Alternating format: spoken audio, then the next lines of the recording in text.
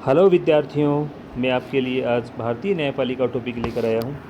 विद्यार्थियों, ये topic 12th board class और प्रतियोगी परीक्षाओं के लिए अर्थात कंपटीशन एग्ज़ाम के लिए बहुत ही महत्वपूर्ण है। 12वीं कक्षा के बाद में और ग्रेजुएशन के बाद में आप जो कंपटीशन एग्ज़ाम देते हैं उन एग्ज़ाम्स के लिए ये टॉपिक जीके के रूप में बहुत ही महत्वपूर्ण है। राजनीति विज्ञान से संबंधित 10-15 क्वेश्चन हर परीक्षा में लगभग पूछे जाते हैं, तो उसके लिए ये आपके लिए कारगर साबित होंगे। तो आइए इस टॉपिक का अध्ययन करते हैं। भारतीय न्यायपालिका।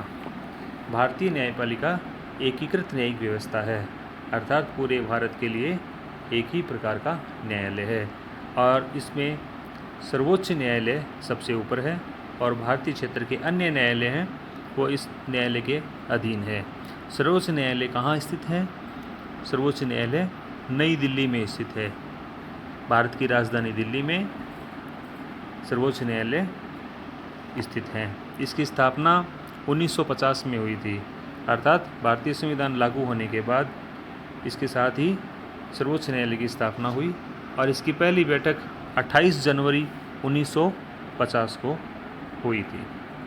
सर्वोच्च न्यायालय द्वारा घोषित कानून भारत के सभी न्यायालयों में बाध्यकारी है, अर्थात सर्वोच्च न्यायालय जो कानून जारी करता है संविधान के प्रावधानों के अनुसार कानून की जो व्याख्या करता है वो भारत के सभी न्यायालयों के लिए मानना जरूरी है, बाध्यकारी है।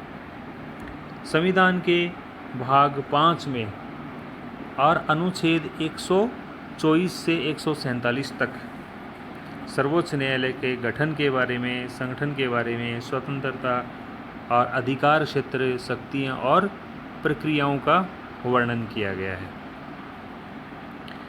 कौन से भाग में? भाग 5 और अनुच्छेद 124 से 147 तक। वर्तमान में मुख्य न्यायाधीश सहित कितने न्यायाधीश हैं? मुख्य न्यायाधीश सहित 34 न्यायाधीश हैं। 2019 में संशोधन करके 3 और न्यायाधीश जोड़े गए तो कुल न्यायाधीश 34 हो गए। उससे पहले मुख्य न्यायाधीश सहित 31 न्यायाधीश थे। तो वर्तमान में मुख्य न्यायाधीश सहित कितने न्यायाधीश हैं? 34 न्यायाधीश हैं। 33 + 1। योग्यता। न्यायाधीशों के लिए क्या योग्यताएं होनी चाहिए? पहली तो यह है कि वो भारत का नागरिक होना चाहिए और दूसरी योग्यता यह है कि कम से कम 5 वर्षों के लिए, कितने वर्षों के लिए? 5 वर्षों के लिए किसी उच्च न्यायालय का न्यायाधीश होना चाहिए। कम से कम 5 वर्षों के लिए भारतीय क्षेत्र के किसी उच्च न्यायालय का न्यायाधीश होना चाहिए। अगली योग्यता है 10 वर्षों के लिए उच्च न्यायालय का अधिवक्ता रहा हुआ होना चाहिए। 10 वर्ष तक किसी उच्च न्यायालय में एडवोकेट के रूप में सेवाएं दी हो। और अगली योग्यता है राष्ट्रपति के विचार में वह व्यक्ति प्रतिष्ठित न्यायविद होना चाहिए। नियुक्ति के लिए न्यूनतम आयु की कोई सीमा निर्धारित नहीं की गई है। 65 वर्ष की आयु तक पदासीन। इसका मतलब क्या हुआ कि सर्वोच्च न्यायालय के न्यायाधीश 65 वर्ष की आयु तक अपने पद पर बने रहते हैं। राष्ट्रपति द्वारा संसद की सिफारिश पर किसी न्यायाधीश को पद से हटाया जा सकता है। इसका मतलब क्या हुआ कि संसद सिफारिश करती है राष्ट्रपति को, उस आधार पर राष्ट्रपति किसी न्यायाधीश को पद से हटा सकते हैं। और पद से हटाने के लिए जैसे संसद के दोनों सदनों में कुल सदस्यों का बहुमत और उपस्थित और मतदान करने वाले सदस्यों के 2/3 बहुमत के द्वारा न्यायाधीश को पद से हटाया जा सकता है, जिसको महाभियोग कहते हैं। अगर दोनों सदनों में महाभियोग पास हो जाता है तो उस स्थिति में न्यायाधीश को पद से हटाया जा सकता है।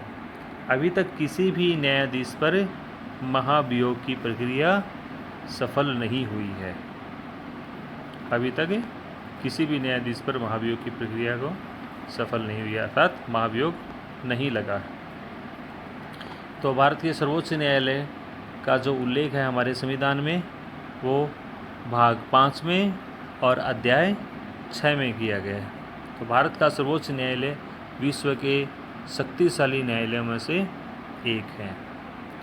न्यायपालिका की प्रमुख भूमिका क्या है? कानून के शासन की रक्षा करना, संविधान के प्रावधानों के तहत संविधान की व्याख्या करते हुए कानून के शासन की रक्षा करना और कानून की सर्वोच्चता को बनाए रखना। कानून का शासन क्या है? कानून का शासन है कि धनी और गरीब, स्त्री हो या पुरुष हो, अगड़े हो या पिछड़े हो, सभी लोगों पर एक समान कानून लागू होगा, अर्थात किसी के प्रति भेदभाव नहीं किया जाएगा। यह नहीं देखा जाएगा ये धनवान व्यक्ति है, इसको कानून में थोड़ी छूट दी जाए एक ही प्रकार के अपराध के लिए, और ये गरीब व्यक्ति है तो इस पर अधिक धाराएं लगाई जाए, ऐसा नहीं है। स्त्री हो या पुरुष हो, धनी हो या गरीब हो, सभी पर एक समान कानून लागू होगा। नियुक्ति। सर्वोच्च न्यायालय और उच्च न्यायालय के अन्य न्यायाधीशों की नियुक्ति कौन करते हैं? राष्ट्रपति। और राष्ट्रपति नियुक्ति करते हैं और भारत के मुख्य न्यायाधीश की सलाह से, अर्थात सर्वोच्च न्यायालय के मुख्य न्यायाधीश की सलाह के आधार पर राष्ट्रपति सर्वोच्च न्यायालय और उस न्यायालय के अन्य न्यायाधीशों की नियुक्ति करते हैं। विद्यार्थियों, एक महत्वपूर्ण प्रश्न है, कॉलेजियम व्यवस्था क्या है? तो कॉलेजियम व्यवस्था न्यायाधीशों की नियुक्ति से जुड़ी हुई है। सर्वोच्च न्यायालय के मुख्य न्यायाधीश, इसके साथ ही अन्य 4 वरिष्ठतम न्यायाधीशों की सलाह से कुछ नाम प्रस्तावित करेगा और इन्हीं नामों में से राष्ट्रपति नियुक्तियां करेगा। यह कॉलेजियम व्यवस्था है। दोबारा सुनिए कि सर्वोच्च न्यायालय के जो मुख्य न्यायाधीश हैं वो अन्य 4 सीनियर न्यायाधीशों की सलाह से कुछ नाम प्रस्तावित करेंगे और इन्हीं में से राष्ट्रपति जितने न्यायाधीश नियुक्त करने हैं इन्हीं में से नियुक्त करेंगे। राष्ट्रीय न्यायिक नियुक्ति आयोग क्या है? NJAC, जिसको क्या बोलते हैं? NJAC, national judicial appointment commission. तो ये है केंद्र सरकार ने 99वें संविधान संशोधन द्वारा इस अधिनियम को जो लेकर आए थे और पास किया था दोनों सदनों में, सर्वोच्च न्यायालय ने इसको असंवैधानिक करार देते हुए और निरस्त कर दिया। तो सर्वोच्च न्यायालय ने क्या कहा कि NJAC असंवैधानिक है, अर्थात संविधान के प्रावधानों के विरुद्ध है। तो जो न्यायाधीशों की नियुक्ति से संबंधित जो आयोग था इसको निरस्त कर दिया और केंद्र सरकार ने कॉलेजियम व्यवस्था की जगह NJAC की जो प्रक्रिया की थी उसको निरस्त कर दिया। और NJAC जो 6 सदस्यीय आयोग था 31 दिसंबर 2014 को राष्ट्रपति द्वारा मंजूर किया गया था। दोनों सदनों में ये पास हो गया था, उसके बाद में राष्ट्रपति महोदय द्वारा इसको मंजूर कर लिया गया था। लेकिन उसके बाद सर्वोच्च न्यायालय ने इसको असंवैधानिक करार दिया कि यह संविधान के विरुद्ध है और इसको रद्द कर दिया। पद से हटाना। न्यायाधीशों को पद से किस प्रकार हटाया जा सकता है? पद से हटाने की जो प्रक्रिया क्या है? कदाचार साबित होना अथवा अयोग्यता की दशा में। कदाचार का मतलब है कि दुर्व्यवहार, अच्छा व्यवहार नहीं है, और अयोग्यता, उस पद के लिए अयोग्य होने की स्थिति में उनको महाभियोग की प्रक्रिया द्वारा पद से हटाया जाता है।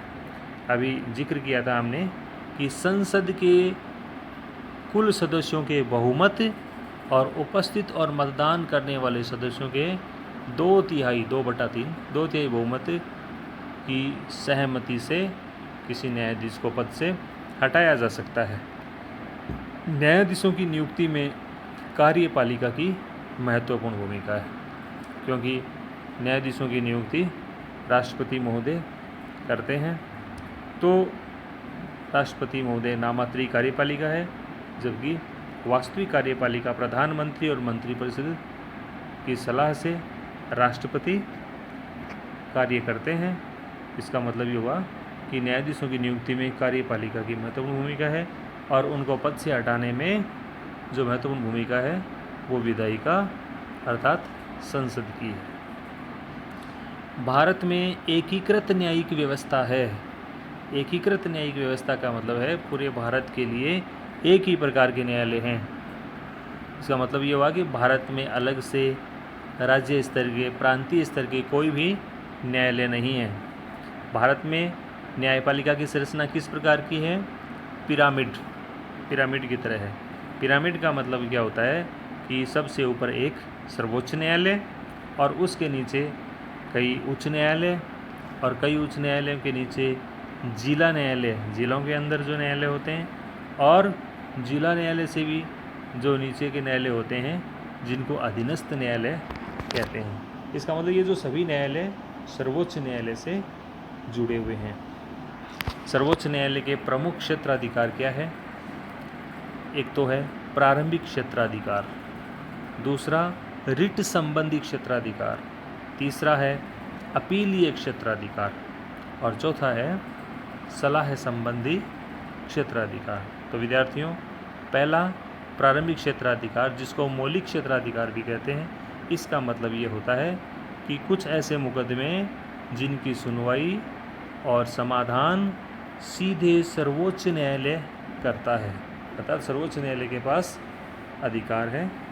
और भारत के इसके जो अधीन अन्य जो न्यायालय हैं, जैसे उच्च न्यायालय, जिला न्यायालय, अधीनस्थ न्यायालय, ये उन मुकदमों की सुनवाई नहीं करते। कुछ मुकदमे जो महत्वपूर्ण होते हैं संघ सरकार से, संघ और केंद्र, संघ और राज्यों से, राज्यों के बीच में आपस में जो ऐसे विवाद से संबंधित कुछ मुकदमे हैं, इनके लिए, उदाहरण के लिए केंद्र और राज्यों के बीच उत्पन्न विवाद, विभिन्न राज्यों में परस्पर कानूनी विवाद, और राष्ट्रपति और उपराष्ट्रपति के निर्वाचन, चुनाव से संबंधित कोई विवाद हो, और किसी व्यक्ति या व्यक्तियों के समूह के मूल अधिकारों के अतिक्रमण होने पर जो विवाद हो, उसका समाधान कौन करता है? सर्वोच्च न्यायालय। रिट क्या है विद्यार्थियों? रिट किसे कहते हैं? मूल अधिकारों के उल्लंघन होने पर सर्वोच्च न्यायालय द्वारा जो विशेष आदेश जारी किया जाता है वह रिट कहलाती है। सर्वोच्च न्यायालय रिट संबंधित अधिकारी को जारी करते हैं कि आप किस आधार पर इस पद पर कार्य कर रहे हैं, किस आधार पर इस केस की सुनवाई कर रहे हैं, इस प्रकार से वो रिट जारी करते हैं। अपील का मतलब है कि किसी व्यक्ति द्वारा उच्च न्यायालय के निर्णयों के विरुद्ध सर्वोच्च न्यायालय में वाद दायर कर सकता है।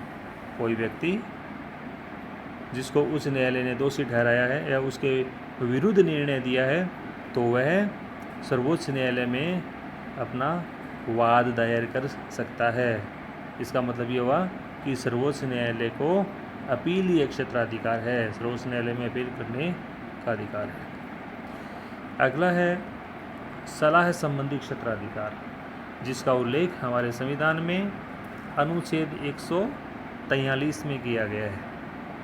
143 के तहत भारतीय राष्ट्रपति लोकहित, जनता की भलाई को ध्यान में रखते हुए या संविधान की व्याख्या से संबंधित कोई प्रश्न है, किसी विषय है पर सर्वोच्च न्यायालय से परामर्श ले सकते हैं।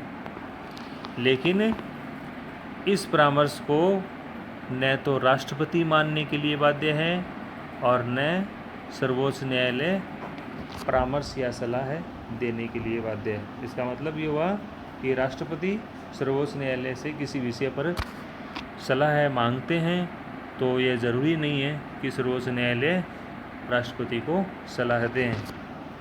और अगर सर्वोच्च न्यायालय राष्ट्रपति को किसी विषय पर सलाह देता है तो यह भी ज़रूरी नहीं है कि राष्ट्रपति सर्वोच्च न्यायालय की उस सलाह को माने।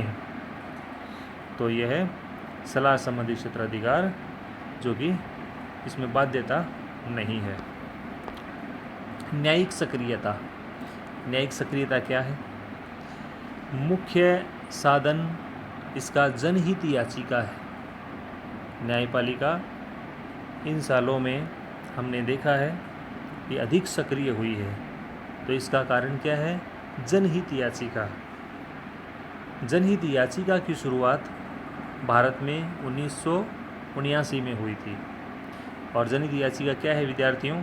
देखिए, ऐसे मुकदमे जिनको न्यायालय में पीड़ित लोगों ने दायर नहीं किया या दाखिल नहीं किया, बल्कि उनकी ओर से दूसरे लोगों ने या संस्थाओं ने, समूह ने उन पीड़ित लोगों को न्याय दिलाने के लिए दाखिल किया।